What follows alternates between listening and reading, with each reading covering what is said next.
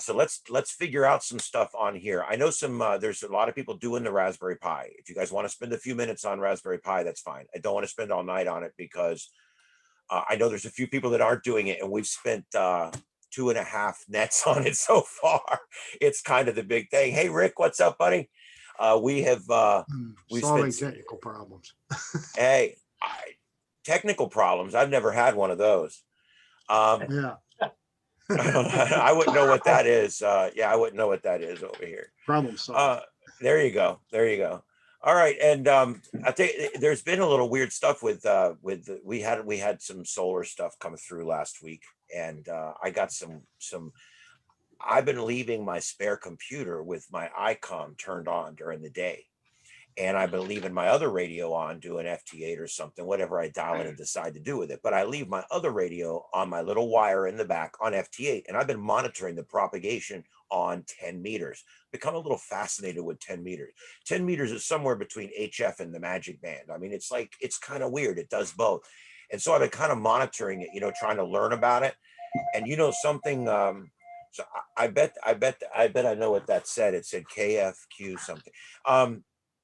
But anyway, yeah, so I've been learning a lot about the different bands. And so this last week I put on my 10 meter and just left my PSK Explorer on. If you guys ever want to take a look at what I'm doing, you can always just go to the PSK Explorer, put in my call sign, any band, any mode, click OK, and you'll see everything that my radio has had electronic contact with out there. It's really cool.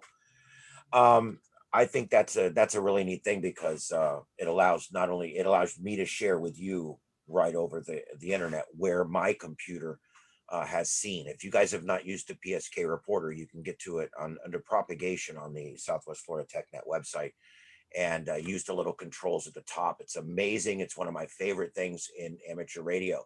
But the reason I brought this up, and the only thing I'm going to really bring up here, is there's been some openings lately between about 2 and 4 p.m. On 10 meters, and it's all running north and south. It's Brazil. It's all up north and south, mostly south. And my antenna tends to lean south because I'm VN south. So it could just be my orientation on that. But what I'm seeing is propagation mostly south, and that could just be the shape of my V kind of faces south. I don't know. But I'm just letting you guys know, if you're looking for 10 meter stuff, 2 to 4 in the afternoon lately seems to be something opening up every now and then. Other than that, that's all I have. Does anybody have anything on HF or propagation before we move on? God, I hate this time of the solar cycle, don't you? All right. I'm trying to find anything out there that I can talk about. There's this little piece of energy that might come through in a week, Anyway, all right. So let's move on. Topics, open topics. Does anyone have any project they're working on that we can put out for the group? I'm trying to figure out if I could fit a horizontal loop antenna on my property here. I'm not so sure about it, but I'm still looking at it. It would be kind of neat because I've got in-fed half-wave antennas here, but a horizontal loop would just it would blow everything away. They're fantastic antenna. Well, how much property do you have? Oh, I'm trying to think, about half an acre. But okay, well, I have a half acre and a house on it, and I have a full wave 80 meter square loop in the backyard. Oh. It's only in the backyard, 65 feet on each side. Yeah. How does that do for you? It works really great on 75 meters, and I'm using it at NVIS. It's at 20 feet height, and I can tune it on 40 with the tuner, and I can tune it on 20 with the tuner. Yeah. And I have no problem using it, but like I said, it's NVIS, so I don't get any DX. Yeah. Okay. I'm curious about it. I mean, that's the way my in-fed half-wave is too. It's about 15 feet above the ground right now, and I'm trying to figure out how to get that up. But excuse me. Are you going, just out of curiosity, are you going around your house? Because that's the Yeah, only way I could do it. And I'm already getting RF like crazy. My wife's computer speakers go nuts. Yeah, well, that's one of the They problems. love 80 is, meters. the possibility of RF in the shack, and I got a little bit of that last night. I was talking to some friends in Atlanta, and the speakers on this computer started squawking. So I don't know. I don't know about that yet. Someone suggested to me, and they're probably in here tonight, and I forgot who it was. I apologize before I even say it, but someone told me run your audio cable from solder a plug on either end of an antenna coax and use that as your audio cable, and that's supposed to null that out. I haven't done it yet, but that's on my project list. Possibility. Yeah. Because I've got speakers. We like speakers on either side of the bed. We have like cheapy $20 computer speakers on each side of the bed. Yeah. And then we can also turn on the computer, the TV speakers. But what that does is at night, if one of us is asleep, the other one can just turn up the little speaker and listen to the TV. It works really great. Yeah. But the problem is my HF radio lights this thing up on nearly every band. And like I said, 80 puts it into some kind of shrill that will wake the dead. So it's rare. I mean, it makes the cats start running around and feathers flying. Oh my God. It's bad. 40 just goes, and the other ones just make a buzzing sound, but 80 just is a shrill on there. I don't know what it is. And my security cameras don't like 80 either. 80 I think we got the dog excited. Yeah, there you go. All the noise. And on my security cameras, every time on FT8, they go on and off every 15 seconds. My cameras go on and off because every time my radio transmits, two of my cameras go out. Yeah. And I don't know how long they're going to do that before they just blow up and quit working. Yeah. But I'm not putting down the FT8. I'm hooked. I'm addicted. So I went 2 days without it. I got the shakes. So anyway, anything else on HF antennas and stuff? Well, let's talk about your vertical that you're having difficulty with. Have you identified what vertical it is? No, I have not. And I haven't done. I need to I need to take it back down again because I still have it up. It really accentuates the side of the antenna farm that I've got going. But I'm going to take it back down and take photographs of it. But it's got 4 traps. It's got a ring right at one of the traps in the middle, one of the middle two traps. There's like a ring that comes out about a foot around it. And then down at the bottom, it's got an isolator with a plug, that's got the top and the bottom. And then it goes onto a pole. And then there's a place where 3, I'm sure, counterpoises.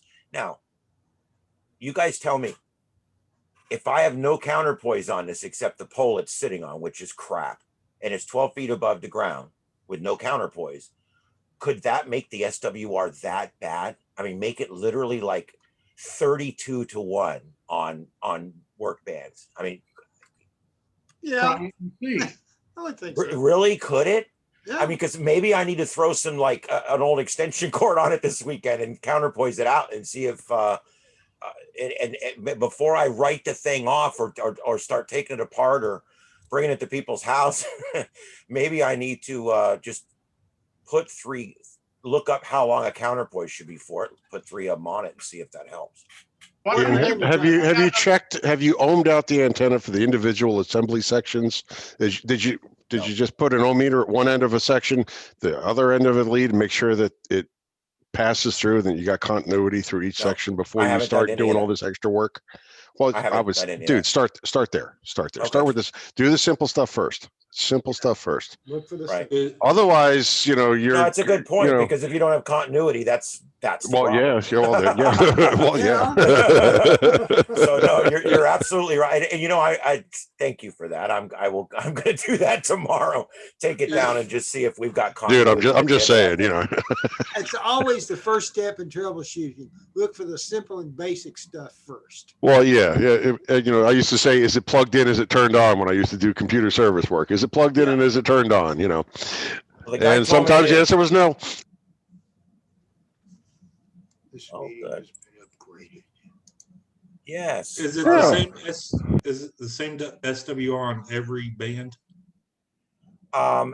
the low SWRs I get are off band. They're between bands. And when I get onto a ham band, it can get really bad. It can get hairy. It goes all the way to the arrow, where it's like over. Sure, this maxed isn't out. some kind of strange military surplus antenna or something. And the guy told me it's HF. He told me it's 6, 10, 15, 17, 20, whatever. I don't know, or 10 through 20. I think it was 10 through 20. And he told me it worked up till about 8 years ago when he quit using it. And I said, did anything ever happen to it? It was a little bent, but I fixed that. That was no big deal. I In said, did anything Florida, ever? it could be that a creature crawled up in it and died.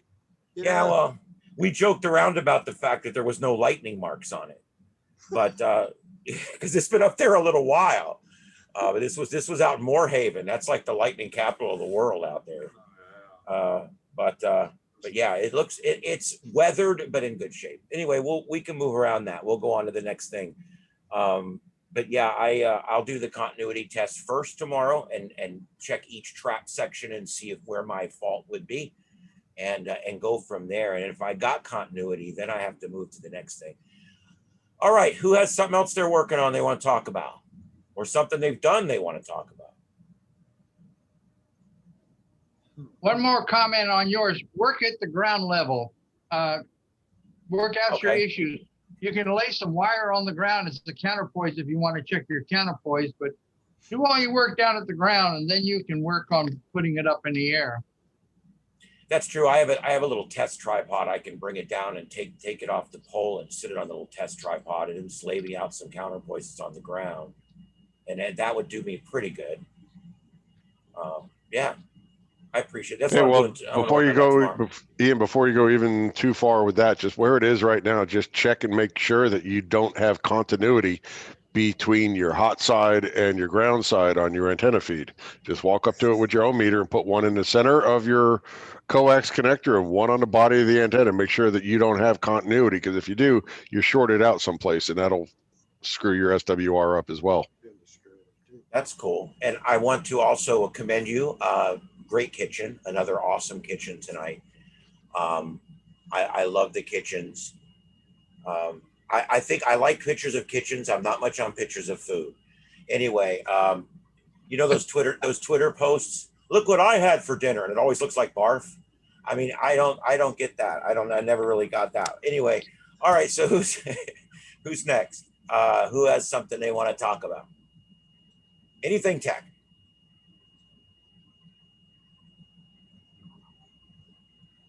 I stopped talking politics at 6:15. So Yeah, we don't want to talk about that. nah. All right. So I might actually vomit if you talk about that. there you go. Oh Lord, I'll tell you what. All right. This is Phil Caldwell in 2ARB. He's on the Hey, Phil. lightning topic. You want a little idea? Yeah, sure. Go ahead. Okay. So in the past, I've experienced a lot of loss of anything connected to my local area network in the house, because the couple pulses from lightning strikes nearby would come in via the coax, or back when it was AT&T, the twisted pair. So just a real simple trick here. I've done this, and for 5 years, I haven't had a problem. Do you want to let me share my screen here, Ian? Yeah. How do I do that? Let me see here. Yeah. I Hold just on. thought Give I'd me pass just- this on, because you guys live in lightning territory down there. And this eliminated me paying $3,000 to replace all the electronics. Still blocked. Yeah, I'm trying to figure it out here. Make host, allow to record, allow to multi-pin, rename, put in waiting room, remove report. That's all it gives me.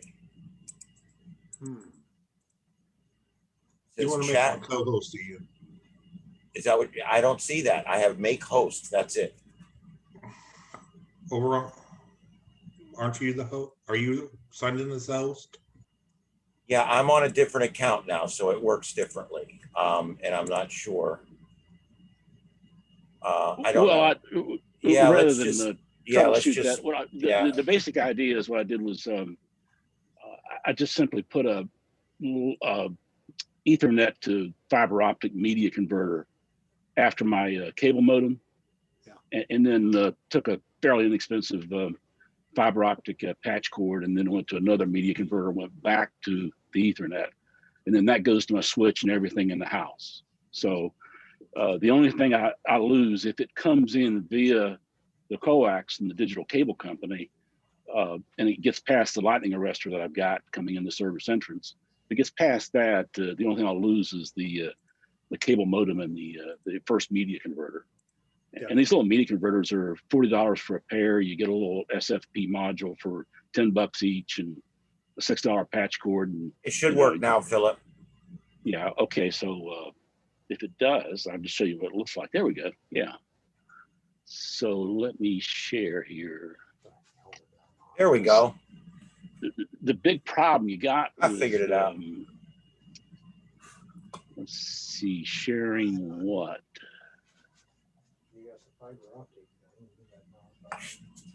Can you see my screen? Yes, we can. Yeah, we can see your whole desktop. The whole desktop. So can you see that? Yes, sir. Let me go to full screen view then.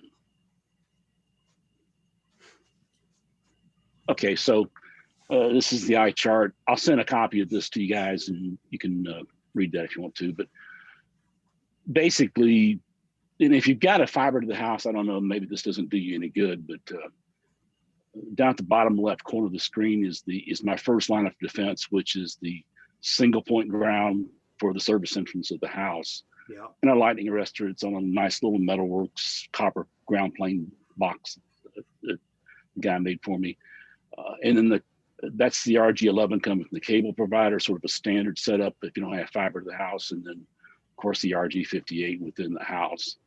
And so the problem is if anything gets into this, typically what I've been losing is everything, the TV, anything, computers downstream. And so this is what I did was I just took this simple media converter and inserted that in the LAN connection to feed the router, and a little fairly inexpensive 6-foot fiber optic cable. Now I've got optical isolation, and you got to physically separate these things so that you maintain that advantage. The problem is, so the assumption is that fails, it gets in and it eats everything up.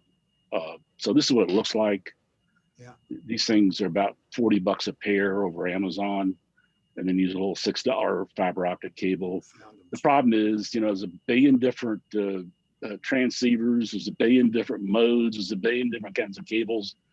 And so when you get in trying to pick these parts, you can really wind up with incompatibility really quick.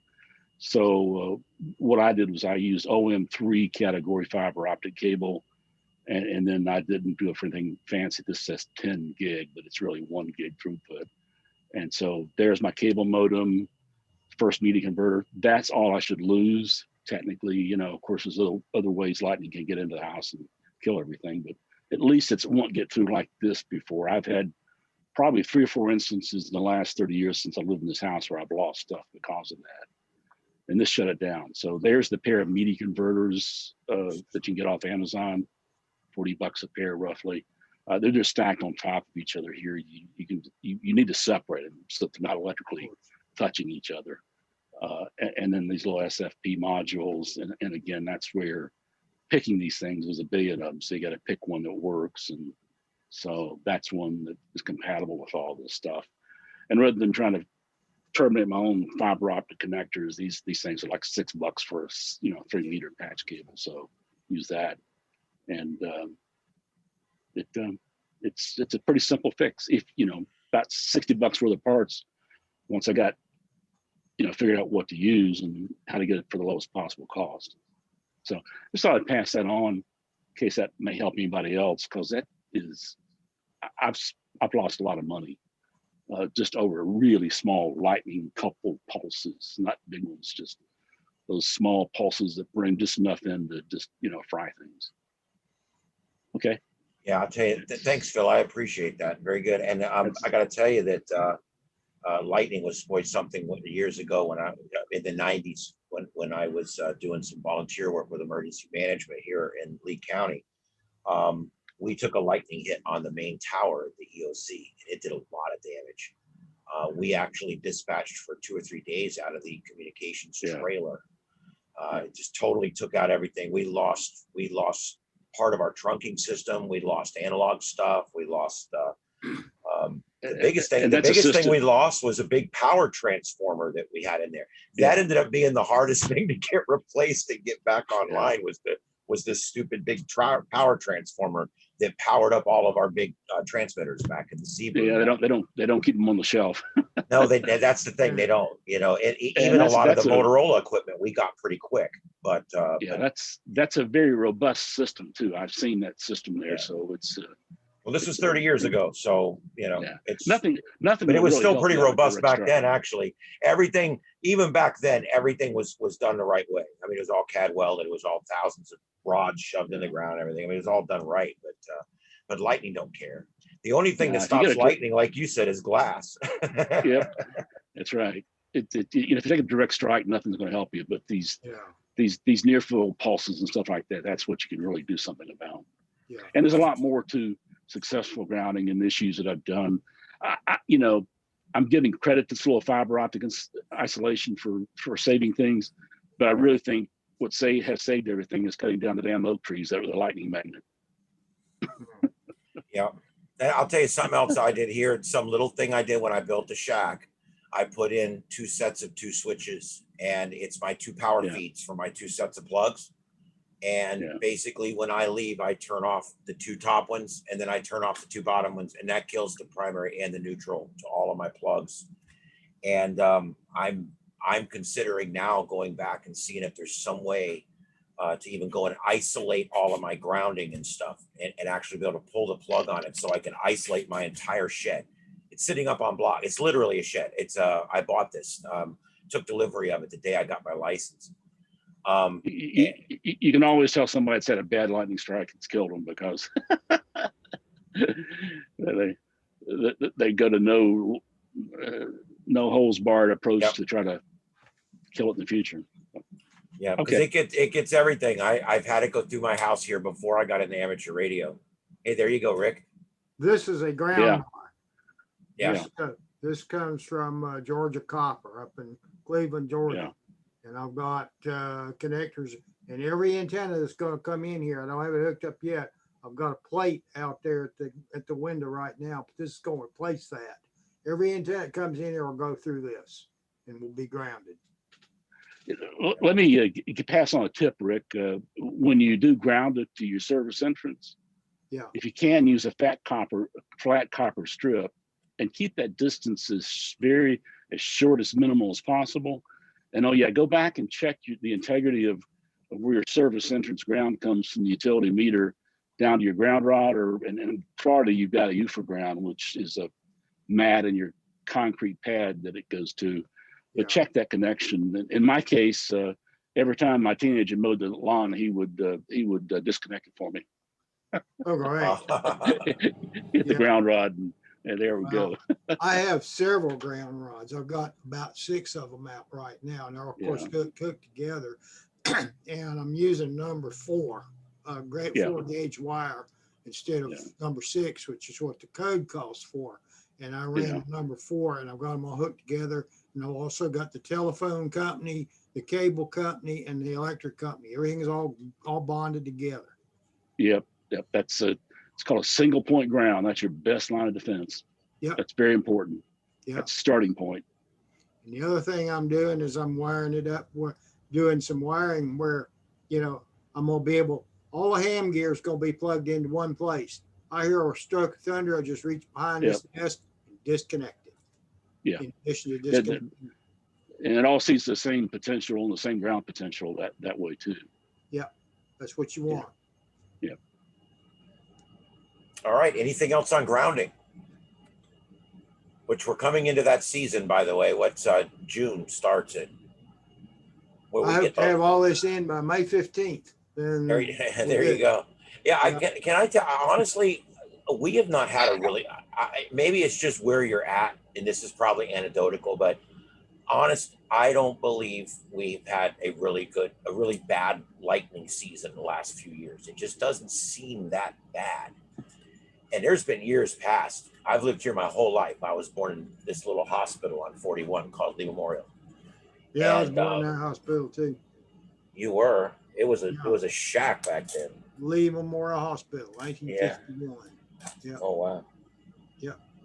But I've seen a few bad lightning seasons around here, and I was out of town here for 30-some years up in Atlanta. You can get some horrendous stuff up there too, but Georgia gets some pretty horrendous storms. But yeah, it's I've seen, the last few years. I mean, I think 17 was a little wild, but 18, 19 weren't too bad. Yeah, and I'm not talking hurricanes. I'm talking about afternoon know. thunderstorms. Just caused by the heating and the radiational heating. Yeah, normal afternoon thunderstorms. Exactly. And I see the last 3 years as them not being as bad. And I see last year we didn't get any bad storms here. I can remember years in the past when I was working out at the fire station out of Bayshore. I can remember lightning storms where we're like all standing in the bathroom laughing because we're all in the bathroom. I mean, it was like bad. And we haven't really done, it just doesn't seem like we've had those lately. And I guess the moral of the story Don't talk too loud, it'll If happen. you haven't had it in a while, it's coming. But and I don't have the resources right now to purchase all that fancy grounding equipment. So I do a lot of unplugging and plugging back in.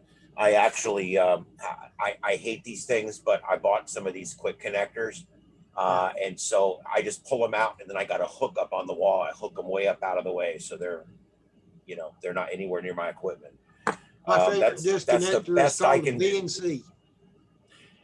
Yeah, I like BNC, but with these big plugs, these seem to work pretty good, and they're pretty cheap.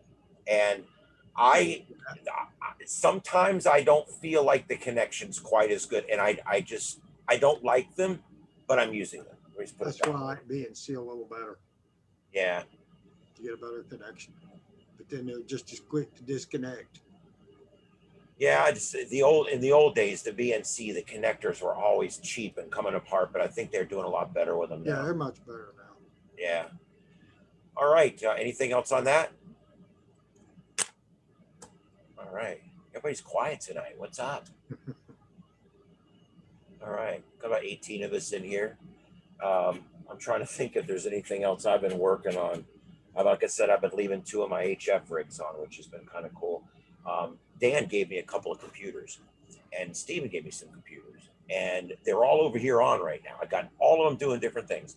I've got one of them right now is my monitor for the net. You can probably see there's a KO4 EFS signed in, and that way I can see what I'm putting out, as a monitor. Oh, okay. Yeah. But what I've been using these 2 computers for, I set them both up on FT8 and with Grid Tracker. So now if I'm doing anything with either one of those computers, it'll download into my logbook and my QRZ and all that. It will do it automatically. And then I've been using the right one for hooked up to my old rig, my big rig, my Icon.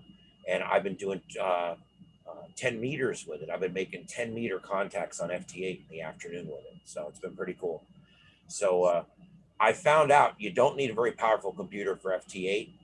I have some Windows XP laptops, ran FT8 on one of them for 2 days, and it worked great. It gets a little hot. I have to run a fan on it. I have to keep it up on something and run a fan on it, but it will run FT8.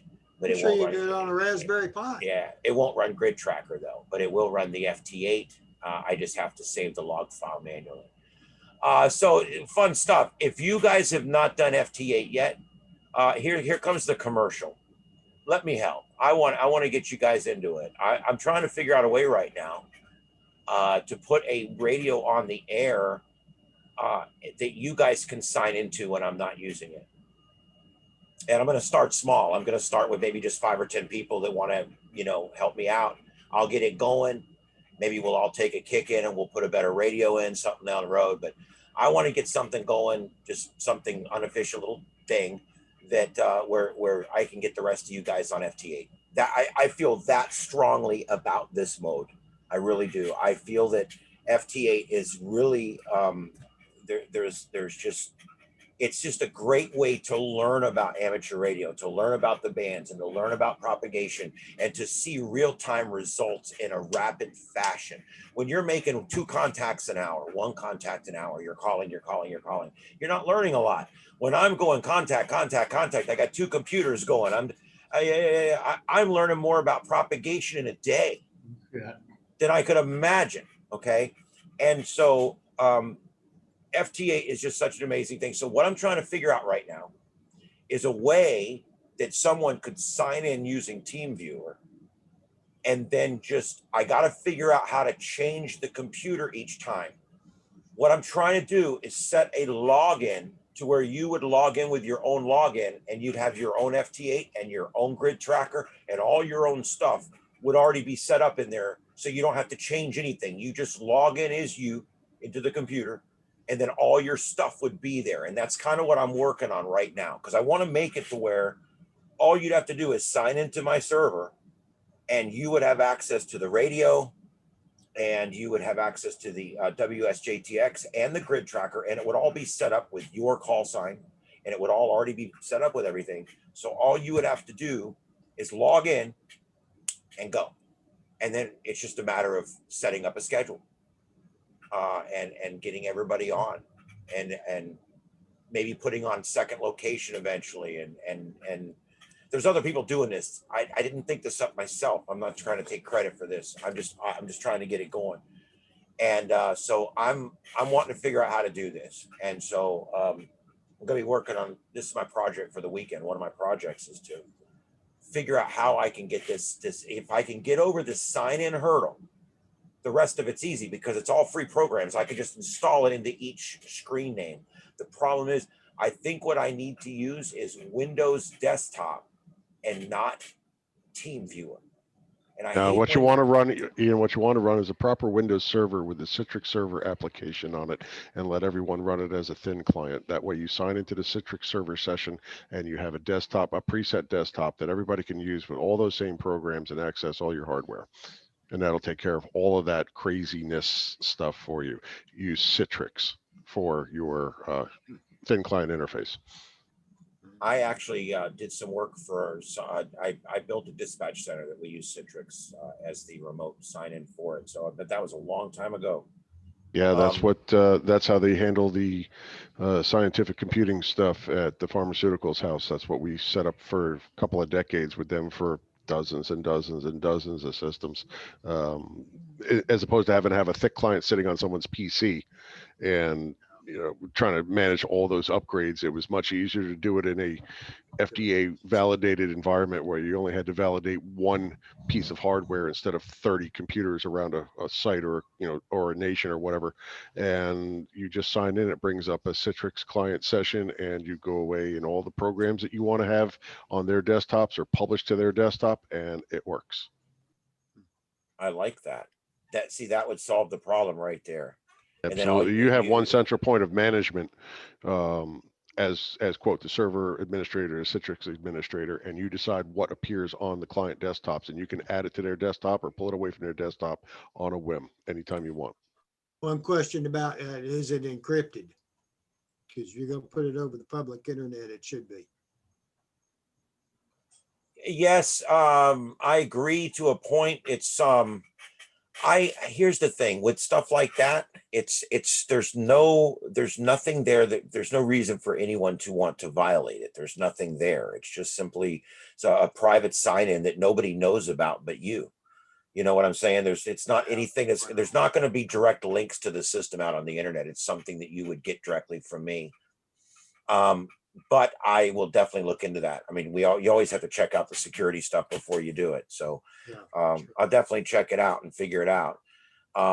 But see, you guys have already brought me way past where I already was thinking, because I was looking at using the Windows desktop because it actually does exactly what I'm talking about, but it probably wouldn't be the best way to do desktop, I'm sure. Remote desktop, Windows remote desktop. I use that with the radio station. I actually can sign into the radio station computer and also into the back computer where we do all the editing and all the files and everything. So I have two icons and I can sign into either computer, and I have two different computers. So I can literally work from home and have access to all my systems at work. And I can actually drive the station from home and produce from home as long as the show's remote. I've actually produced football games sitting here in the shack and firing the brakes and talking to the guy, and nobody's actually at the station. It's some neat stuff. So that's why I'm saying if I can remote control producing football games, I mean, we can do FT8 on this thing. And then eventually phone. There's no reason why we can't do phone. There's people out there right now, you pay a subscription, and I want to do this somehow without paying a subscription. I'm trying to figure out how to do this with just in-kind donations or whatever of equipment and things. Because I don't want to start a corporation or an entity of any kind. I want this to be something like a little just a group of a few people that get this going that want to do FT8. There's a lot of people. I don't know how many. I'm not going to take a poll, but I bet you right now half the people in this room cannot put up an HF antenna on their property. That sucks. And so, huh? Of course it does. Yeah. And so, HOAs suck. yeah, I think that HOAs are probably the most, now that Morse code's gone, I think that HOAs are now the most detrimental thing to amateur radio in the entire world. Yeah. The government's not. I actually, when you think about it, we're always talking about the government always obstructs us and everything else. I think the government actually treats us pretty good. I'm okay with it so far. And I think that, I think the biggest thing that hurts us is restricting space to sky in these HOAs. But anyway, that's what I got to say about that. So anybody have anything on that? HOA. Do what? Whose fault is it that anybody lives in an HOA? Well, I'm not saying that I'm not saying that. I'm not saying that. I would never move into one. And I moved into one time and found it to be terrible and was able to get out. And that was long before I was putting up my own antennas. They used to come down and write me tickets on my staff vehicle at the fire department. You talk about some jerks.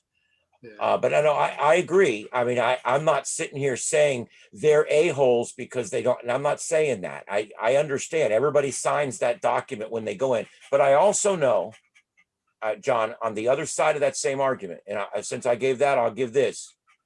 When I moved into Bay Point condominiums, when I bought my condo there on a bank repo when I was 22 years old and working at the fire station right down the street, I wanted to be close to work. I bought that condo. And the board was a plumber and an electrician and a couple of wives and different people on the board. And it was a great place and everybody loved it. Dogs and cats were allowed and everything was great. And everybody loved everybody. And over the 9 years that I lived there, they outlawed dogs, cats, satellite dishes, TV antennas, commercial vehicles, pickup So trucks, it's your fault. vans. You ruined the place. I signed a piece of paper. That's not what I signed when I moved in there. And these people moved here and took over the board and took over the place. And when I finally sold my place and left, I was one of the youngest people there. And they basically came in and took our homes from us, is the way I look at it. And so I have no love at all for homeowners associations because they are akin to, let's stop. And I don't either. The point is, you knew what you were getting into when you went in. And you are 100% correct. I was looking for a place to live.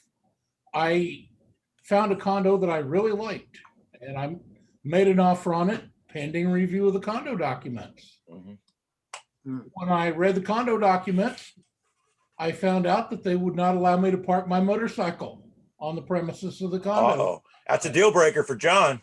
Okay, so I didn't buy the condo. What's the problem? Yep. I didn't go to the legislature and try to have them enact a law to make that condo complex allow me to park my motorcycle there. No, and I wouldn't advocate that either. Got too much government intrusion now. Agreed. If you don't want to live by those rules, buy someplace else. Go somewhere else. Yep. I agree, but I've got power in my yard because I'm live someplace where I can. Yep. So do I. I completely agree with all that. That being said, many of these people live in these places because that's where they need to live at this point in their life. So I get that too. So what I'm trying to do is say, look, let's find a way to get these people on FT8, get them on JT's whatever, and get them on the next one, and the next one, and the next one. They're adding them quicker than I can figure them out. Hey, But let's, Ian, yeah, have you considered the rig pie? The MFJ rig pie? I'm Go not take a familiar with look it. at that. Well, it's a Raspberry Pi based device, which is capable of FT8. You can run all kinds of ham software on there. You can run FT8. You can run just about anything that's available under that distribution of Linux. But the bottom line is that hooks to the radio and it controls the radio and everything else. So what you've got is a little more. You've got complete remote control of a station. Right. So this is something I've always wanted to see happen, is to be able to remote control a station. So these people that are living in situations where they're not allowed to get on HF from where they are can do so remotely through the internet. Now, I want you guys to know, without rig control, using nothing but old cables that I made myself, I have 2 radios working on FT8 using the sound cards that are built right into the computers. You know what I'm building now? I'll show you guys. The call taker headphone quit working at work. I handed it to the tech. I said, here, don't forget the old set of headphones. And she grabbed them and she threw them in the garbage on her way out. So I grabbed them. These old headphones, that's a sound card right there. So you could take that right there. Yeah. That's a sound card, Logitech sound card. It's just on the end of these headphones. These are $15, $20 headphones. I'm going to cut this and I'm going to use this directly into a computer, because here's the problem. I'm using the sound card in the computer for FT8. It cannot give me voice alerts.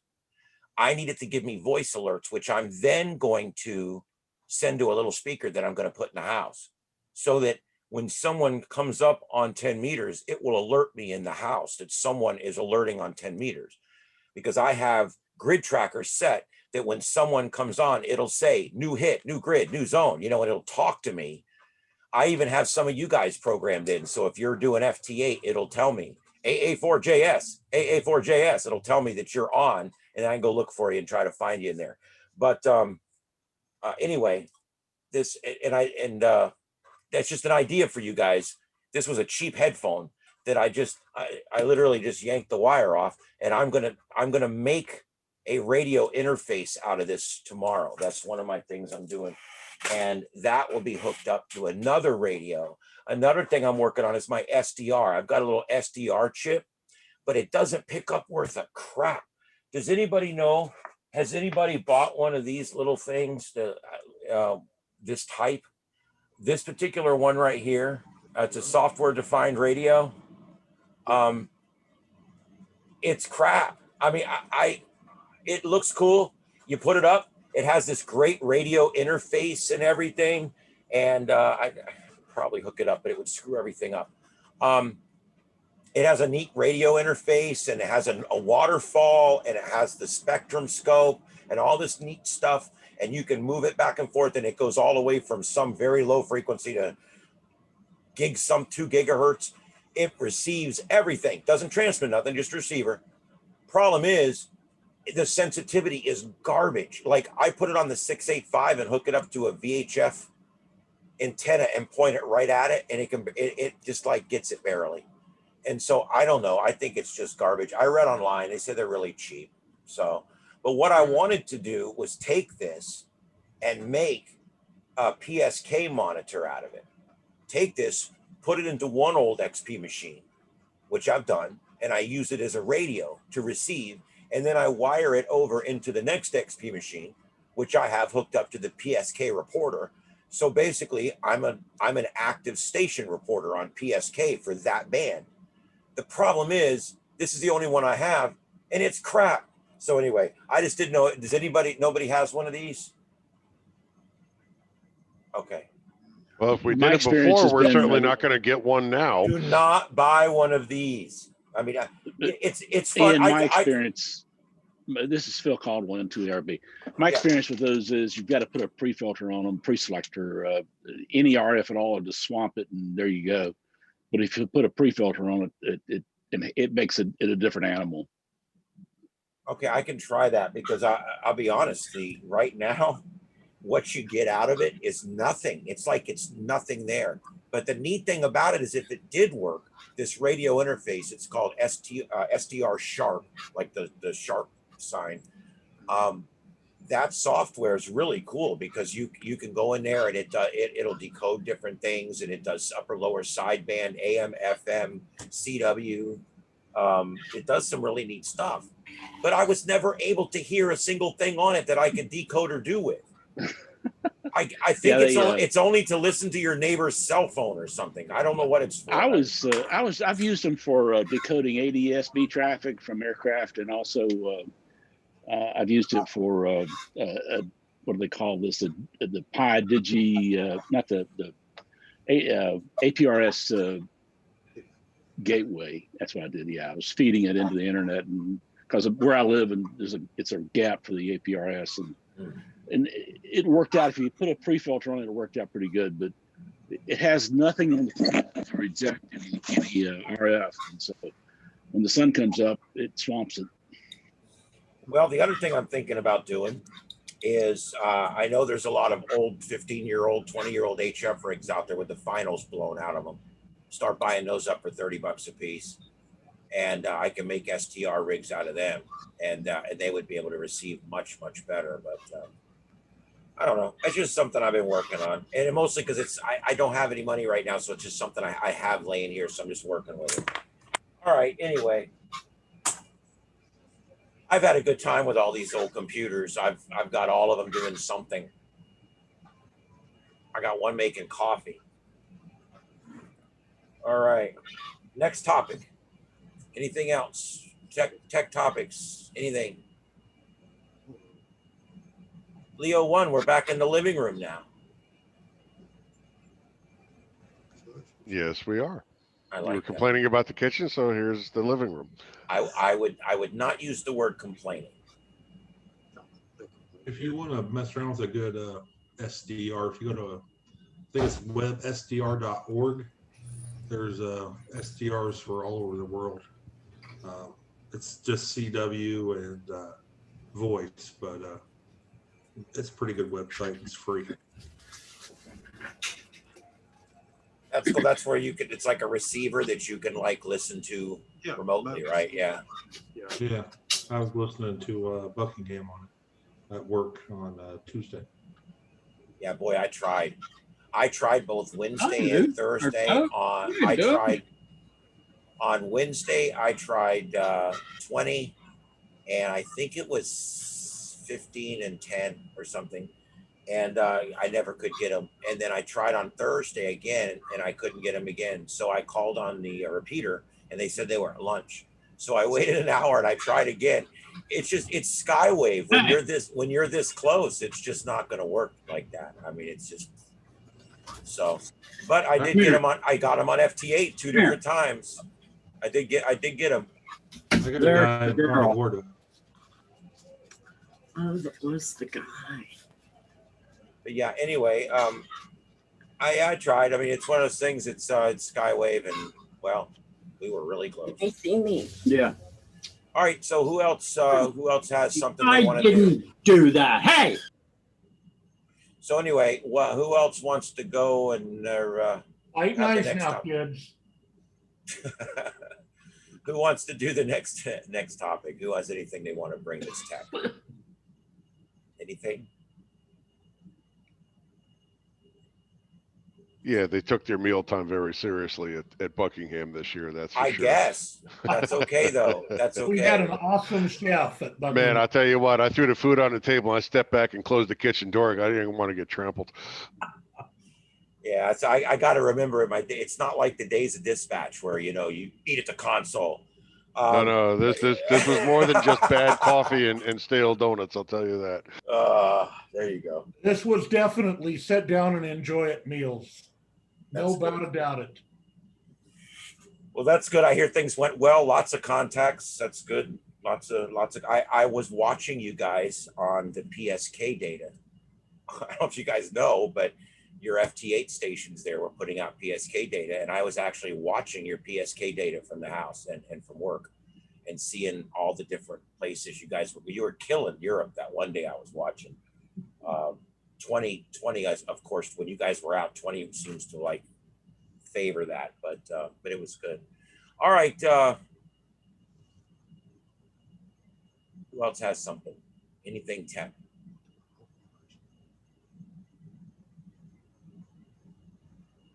All right, well, let's just look at a few things then, and then if no one has anything after that, then we'll call it quits. But for right now, let me do this.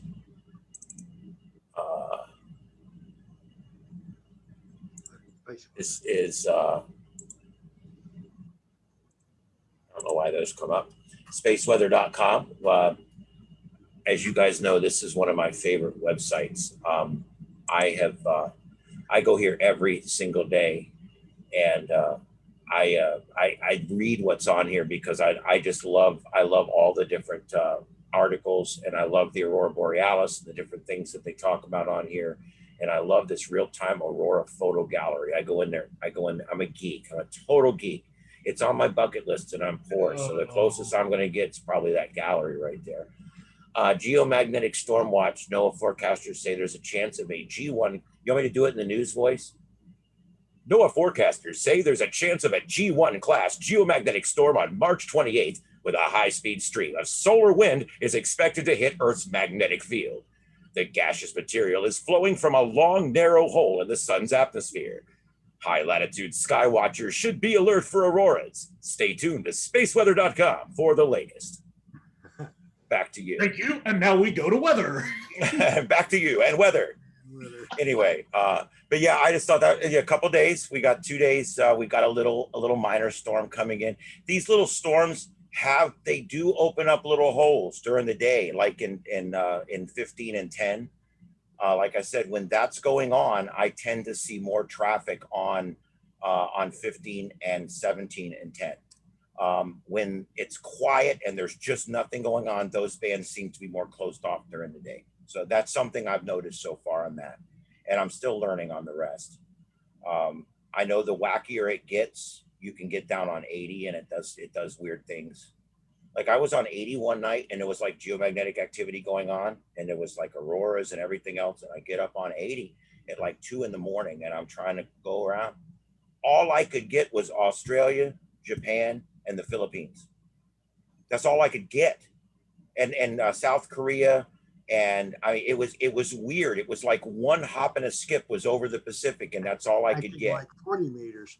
Yes, it was really cool. And so I only got like 7 contacts because there's not many people up at that time of night. But well, for them, it was only like midnight or whatever. But well, for them, it was probably the middle of the day. I don't know. Whatever. But it was just really cool. It was neat how you just never know what's going to open up. And I think that's why I've become so deeply interested in that PSK reporter, because it is such a cool thing. See, I think I got it right here.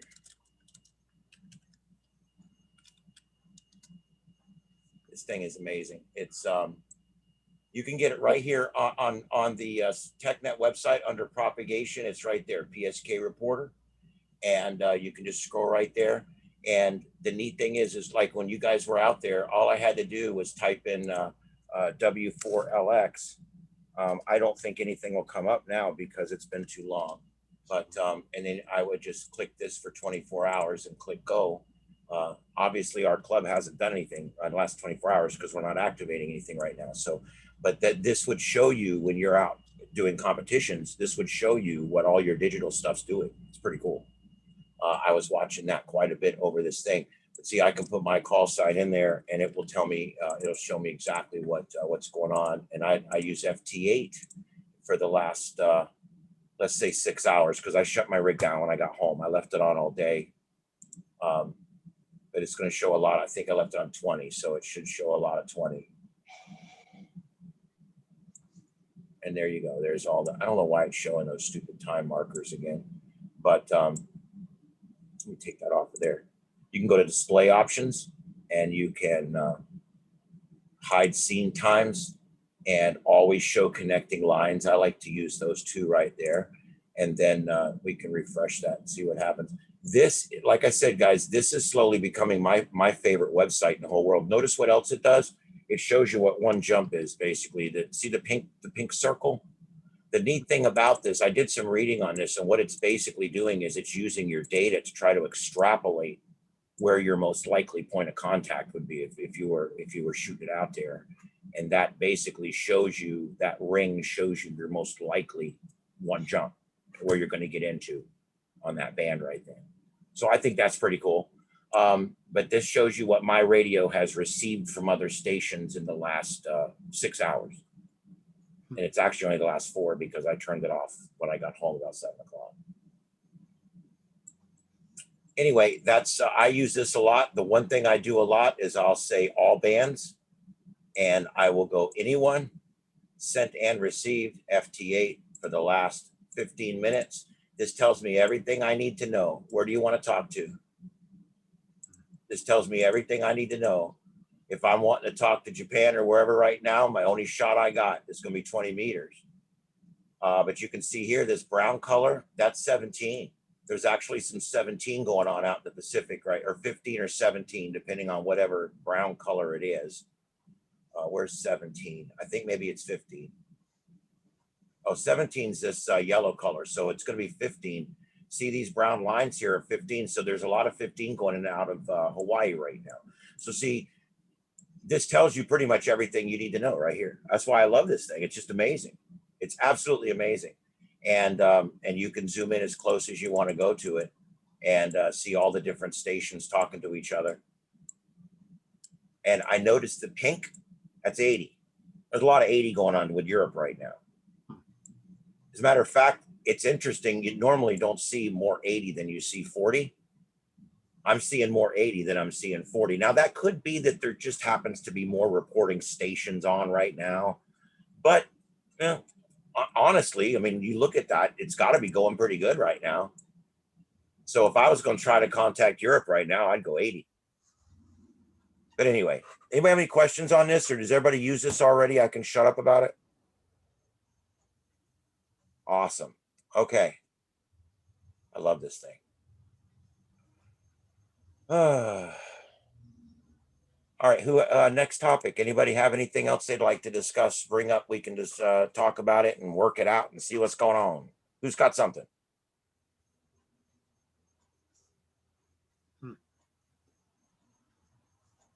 Any tech topics at all? Yeah. Okay. All right. Well, I guess that's it. I guess we'll go ahead and close it out. I will leave it open for a few minutes if you guys want to just stay in and BS for a little while. The meeting can go pretty much as long as we want tonight. So if you guys want, we can go ahead and just stay in here for a little while and BS. But I'll go ahead and we'll close the official part of the TechNet tonight, and we'll close out the recording and all that good stuff. Let me stop share on that. And all right, so this closes the TechNet, but if you guys want to hang around for the social portion, we'll do that afterwards. But I'm going to go ahead and stop the recording at this time. So at this time, everybody have a good night. Okay. Well, I'm getting off of here. I'll see right, everybody guys. later. Yeah, I wasn't going to stay on this long, but you guys are good company. So You got the second win now. Yeah, it is. Now I'm going to go inside and get on FT8 and start working on stuff. And my wife's like, I thought you were tired. She does that to me all the time. I'm like, yeah, tired's a state of mind. Yeah. It comes and it goes, like my ideas. Yeah. So you get real tired, and then it gets late at night, and you get your second wind and all that stuff. I've been there, done that.